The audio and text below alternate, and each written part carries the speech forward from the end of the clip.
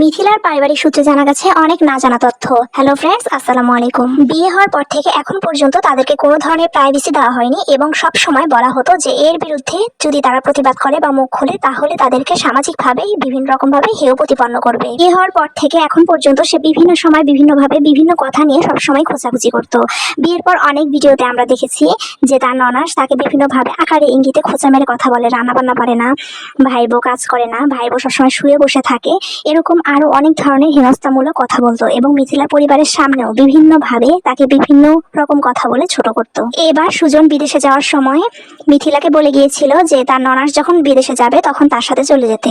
যখন তার ননাস ব্যাগপত্র গোছানো শুরু করলো বিদেশে যাওয়ার জন্য, তখন তাকে বলা হয়েছিল যে মিথিলাকে নিয়ে যাওয়ার জন্য, কিন্তু তার ননাস উত্তরে খুব বাজেভাবে ব্যবহার করে এবং বলে যে সে পারবে না, তাকে বিদেশে গেলে কি প্রত্যেকবার কি নিয়ে যেতে হবে নাকি। এরপর সে নিজে নিজে চলে যায়, মিথিলাকে আর নেয় না।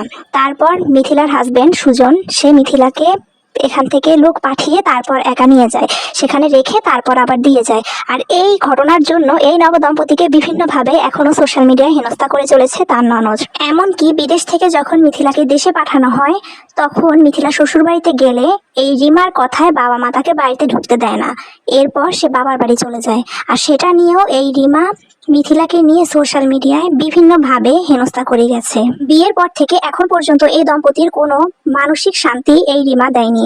সব সময় তাকে সোশ্যাল মিডিয়ায় ভালোভাবে হোক খারাপভাবে হোক বিভিন্নভাবে প্রেজেন্ট করতো। সুজন চাইতো না যে মিথিলা সোশ্যাল মিডিয়া জগতে আসুক, কিন্তু রিমা সব সময় তাকে সোশ্যাল মিডিয়ায় নিয়ে আসতো এবং এখন খুব বাজেভাবে হেনস্থা করে চলেছে। পারিবারিকভাবে তেমন বড় কিছুই হয়নি, কিন্তু রিমা সোশ্যাল মিডিয়ায় এসে এটাকে খুব বড়ভাবে প্রচার করছে এবং মিথিলাকে বিভিন্নভাবে তার সম্মান নষ্ট করছে।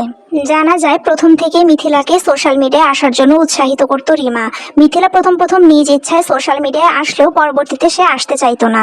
এরপর বিভিন্নভাবে মিথিলার উপর নির্যাতন করা হতো, জোর করে মিথিলাকে ক্যামেরার সামনে নিয়ে আসা হতো বা মিথিলা যেখানে যেত তার সামনে ক্যামেরা নিয়ে ঘুরঘুর করতো এই রিমা।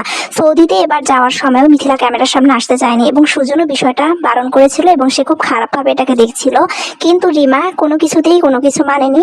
সে সবসময় ক্যামেরার সামনে নিয়ে ঘুরতো এবং মিথিলার ছবি ফেসবুকে আনতো। আর এখন যেহেতু তীব্রভাবে মিথিলা এটার প্রতিবাদ করেছে, তাই সামাজিকভাবে এখন ওকে হেনস্থা করা হচ্ছে এবং ছোট করা হচ্ছে বিভিন্ন কটূক্তিমূলক কথাবার্তা বলে। শ্বশুর বাড়িতে মিথিলা যত রকমের কাজ করত এবং যা যা কাজে সাহায্য করতো কোনো কিছুই ক্যামেরার সামনে আনা হতো না, এবং যখন ও একটু রেস্ট নিত বা কাজ থেকে একটু দূরে থাকতো তখন সেটাকে সোশ্যাল মিডিয়ায় প্রচার করা হতো।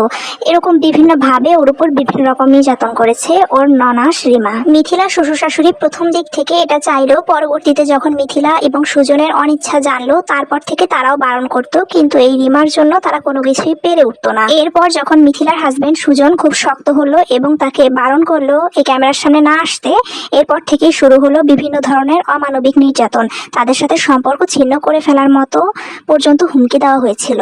বলা হয়েছিল সামাজিকভাবে তাদেরকে বিভিন্ন রকমভাবে হেয় প্রতিপন্ন করবে এবং এখন পর্যন্ত সে সোশ্যাল মিডিয়ায় সেই কাজটাই করে যাচ্ছে।